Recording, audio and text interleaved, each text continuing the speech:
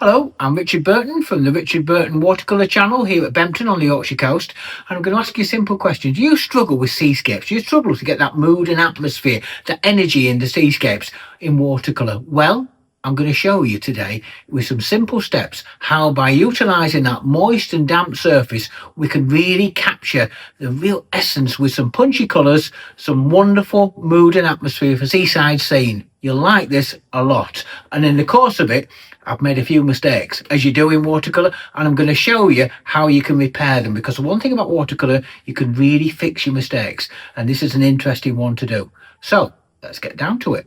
Okay, so at Scarborough today, it's got lots to offer. It's a classic Victorian charm seaside resort on the North Yorkshire coast with dramatic cliffs, sandy beaches, bustling harbour, and the light, the wonderful light, particularly in the summer. And we're going to capture that today with looking into the light, capture the charm of a seaside resort with people and the magic of it.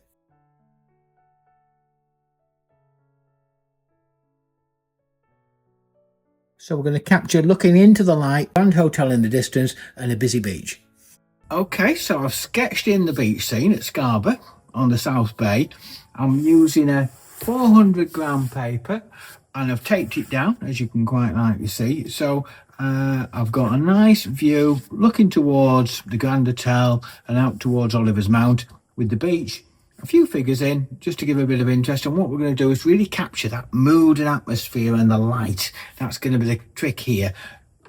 I'm also going to use some masking fluid. I'm just going to use that just to protect a few highlights on the figures, just so that I can capture their light and I can put the washes on without worrying about it. Okay, so I'm just covering the highlights of the figures, the buildings, anything that's going to really get that reflective light. I just want to protect it so I can put those washes on.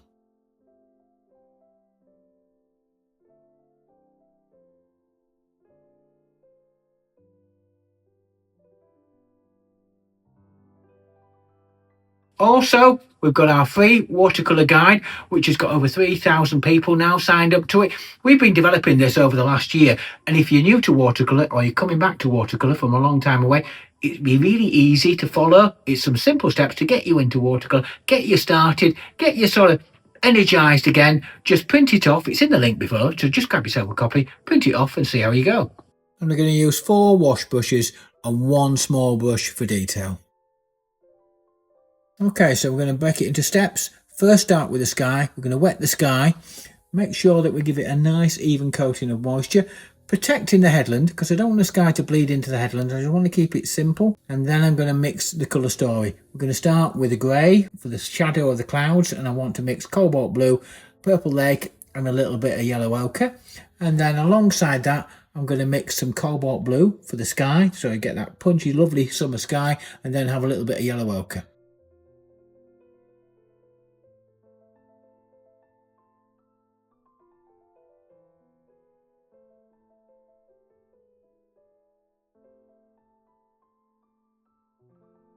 Okay, after waiting for the moisture to soak in and just get to that damp stage, I then drop in using separate brushes. I use the grey, drop in the grey clouds into the sky, and then with another brush I'm going to drop in the blue and just let them blend together. But remember, it wants to be more on the damp, not on the wet, so you can control that diffusion. And then I'm going to just wash my brush and just push that clouds about and just create that feeling of high level clouds for the heat of the day. This is all done quickly, and as I keep shaping the clouds, shaping with my brush, I'm going to add a little bit more grey here, a little bit more purple, just to give that little bit of extra depth and definition, and then just carefully diffuse them along, let them blend in and keep it simple. You can even add a little bit of Prussian blue just to give that little bit of colour change in the greys as well. Just softly drop it in and let it diffuse.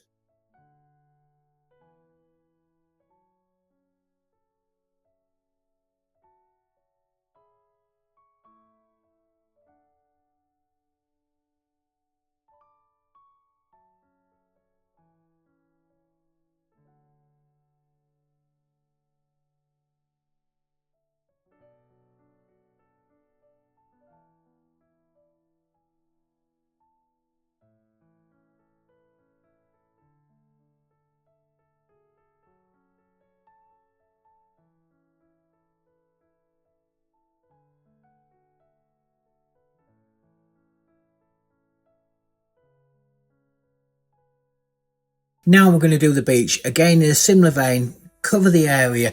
What I've done, I've added a little bit of crimson onto the warmer side of the palette alongside the yellow ochre. I'm going to use a big brush, bring that down, a bead of yellow ochre, and as I come down, I'm going to strengthen that colour. I'm going to go over a lot of the figures because I've protected most of them, and bring that down. As I come down, I'm going to hit that sort of shallow wet sand area. I'm going to drop in some crimson to the edge of the yellow ochre, and as I transition through from the yellow to the crimson, I'm then going to drop in the blue and get that really feeling of wet sand and just gently let that diffuse. After that, I'm then going to really mix some strong cobalt blue and ultramarine blue and drop in the sea in the distance just to give that really punchy blue feeling, and underneath it I'm going to just, with a couple of brush strokes, put in some cobalt turquoise just so I get that shallow beach. And then after that I'm going to then come back to the foreground, drop in a little bit more blue and just let them diffuse together. Keep this really simple, wet onto a damp surface and just let it diffuse and it will sparkle. You need to finish this quickly and then just let it diffuse and dry on its own.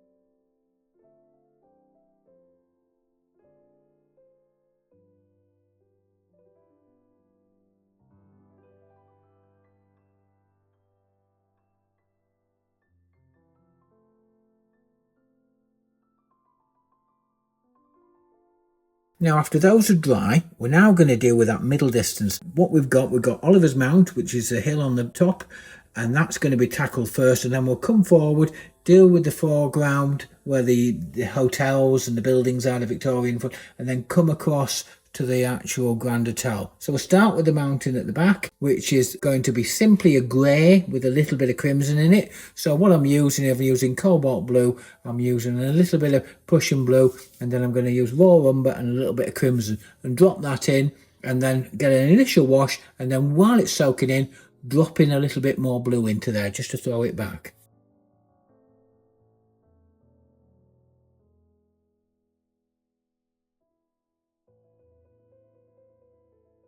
Now we're going to come forward to the north cliff with the Victorian buildings, but we're not going to do the buildings, we're going to do the grass area and the tree lined area in front of it. So first of all I'm going to mix some yellow ochre. I want to get a warm wash of yellow ochre in place, and then when that's in I'm going to drop in some greens. I'm just thinking of cobalt turquoise with a little bit of Prussian blue and then a little bit of crimson in there just to make a darker green.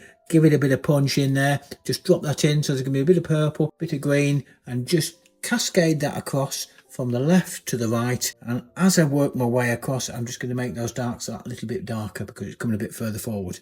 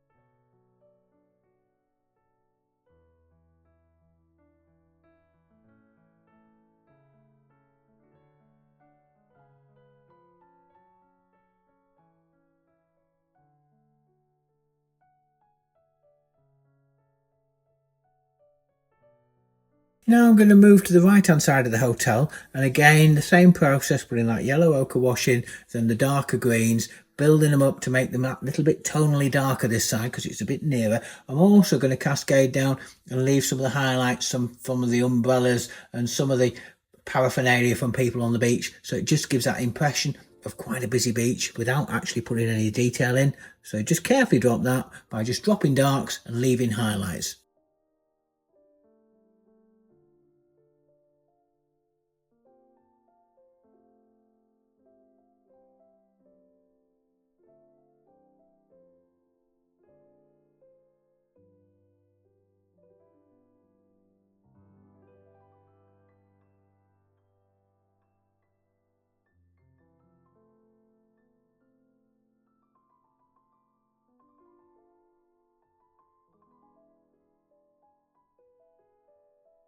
Okay, so we're now going to deal with the Grand Hotel itself. It's in shadow, so we need to be conscious of that. And I'm going to want to make a purple shadow colour that will suitable. So I'm going to use Prussian blue, crimson, yellow ochre, just to create that sort of purple colour with a little bit more ultramarine blue in there. And it's a purple reddy shadow. So just drop it in, shape it up, make sure you get the silhouette correct of the actual hotel itself, and then bring the colours down. Obviously, we've put some masking from some of the highlights, so they're going to be protected anyway, and just fill that area in.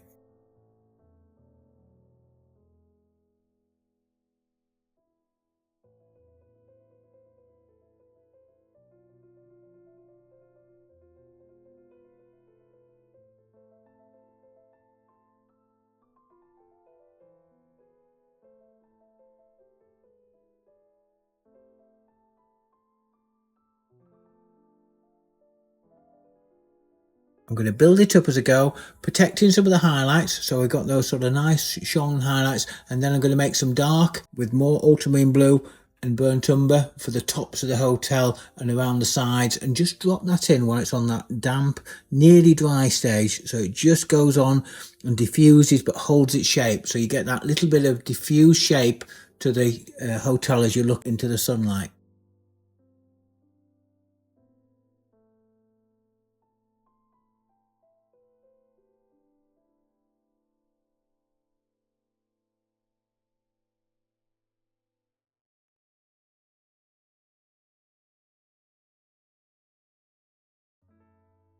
Right, now is ideal time to have a coffee break. Stop now, let it dry thoroughly, and then remove all the masking fluid so we reveal all those wonderful highlights.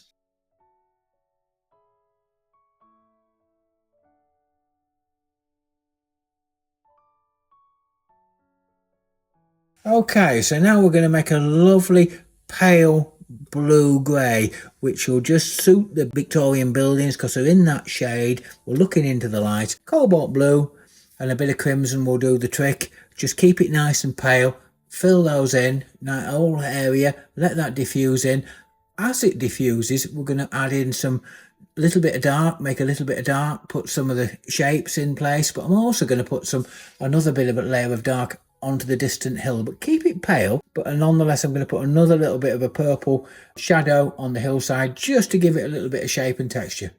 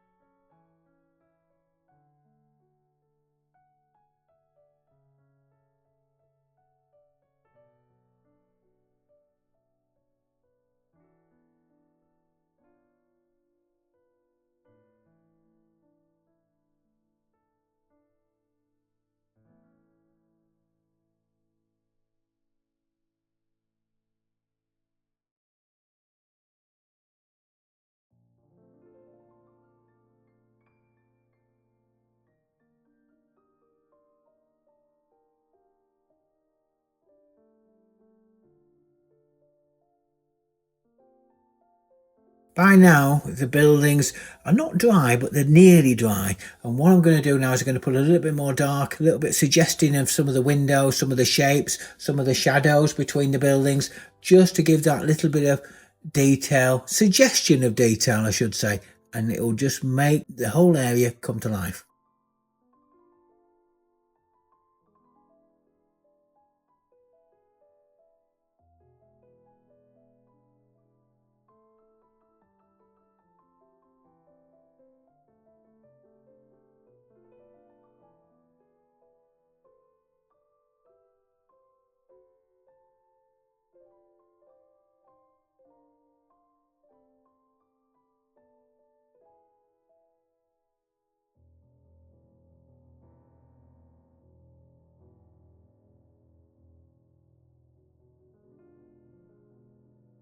So the whole process of working over from left to right, I'm now going to do the bridge and then work my way into the grand hotel itself. Again, adding a little bit more grey here and there just to give shape and detail.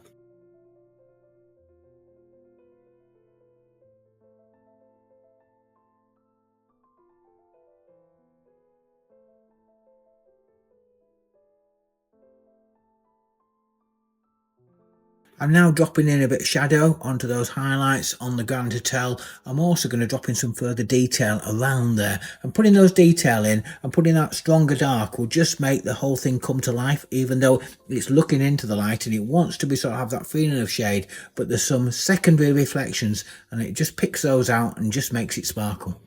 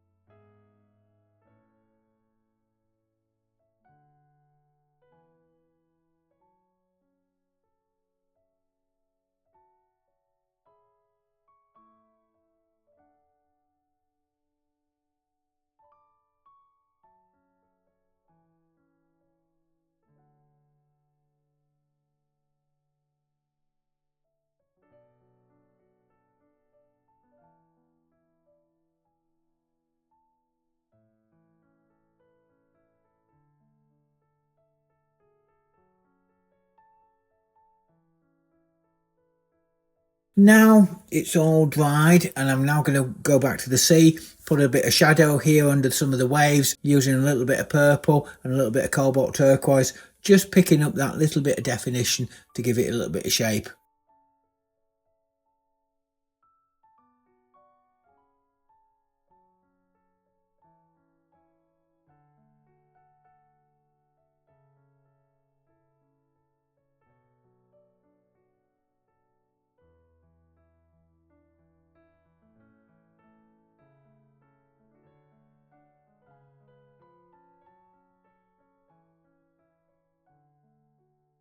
I'm now going to come back to the sand and give it a little bit more punch, give it a little bit more feeling of the wet sand as the water comes ashore.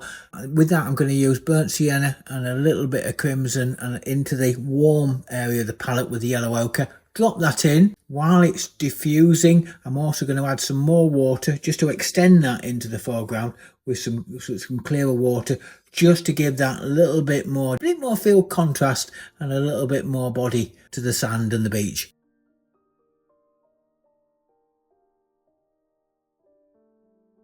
Now I'm going to make some shadows, which just going to have that effect of just giving that little bit of definition to the foreground.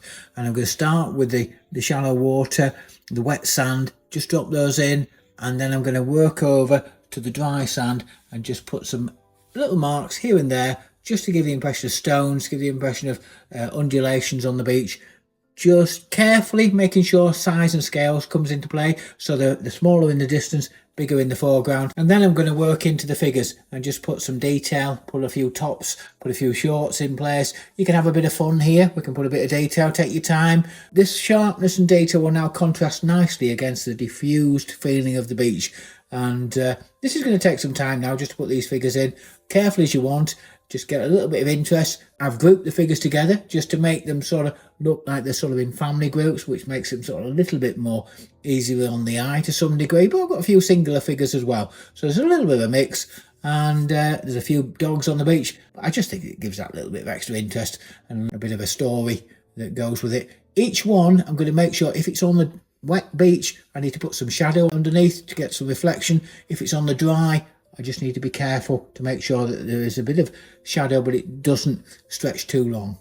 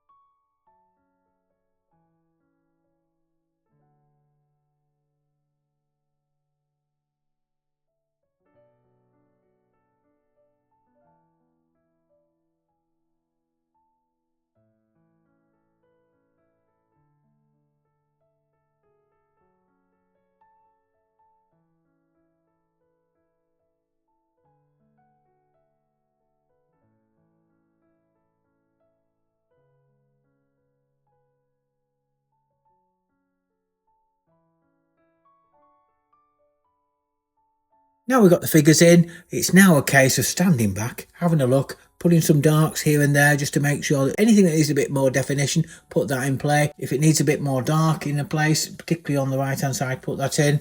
And then I'm going to finish off with my seagull, get that looking as always, looking for another meal or two. And then we've got that lovely, hopefully we've got that feeling of that warm beach scene, hustle and bustle of a beach, looking into the light, into the midday light and the midday heat.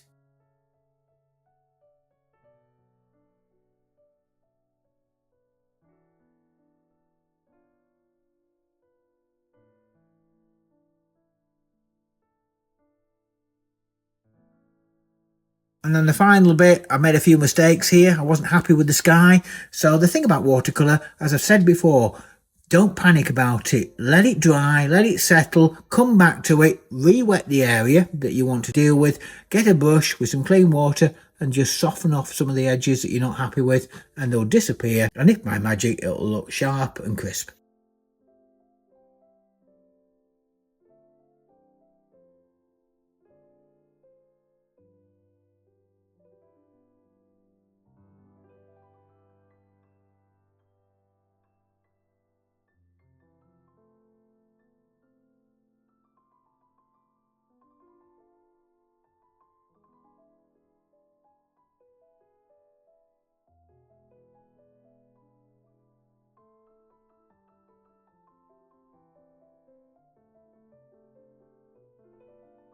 Okay, so there we have it. I put a mount around it. We've got the finished picture.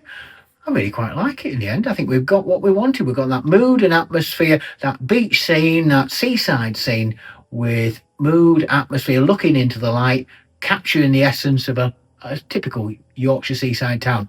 Now, what the key was, we broke it down into simple steps. We painted the sky, we did the beach, all on the moist and the damp surface. Let the colours blend, let them sort of do their diffusion. Make sure that it's not everything on the brush. Remember, we want those colours to diffuse and blend and do their own thing because watercolour wants to paint itself. And if you give it that chance, it will. Those colours are blended nicely. Once we've done that, we then sharpen it up, let it dry, and then you put your detail in and it comes together. Okay, so if you enjoyed this watercolour teaching, you've enjoyed the techniques that I show, we've developed our new online watercolour course, which is a culmination of me painting for 40 years, teaching for 20 years, developing all the techniques that cover landscape watercolour. If you get frustrated and find it challenging, well, we've developed the solutions that will give you the confidence to enjoy your painting again. So if you want to finally solve all your problems and enjoy watercolour, click the link below. Also, the channel's getting bigger and bigger as we speak, and a big thank you to you that are all subscribed, and for those that you're not, please do click and subscribe. It gets us picked up by a wider audience. And without further ado, all I want to say now is enjoy and keep painting.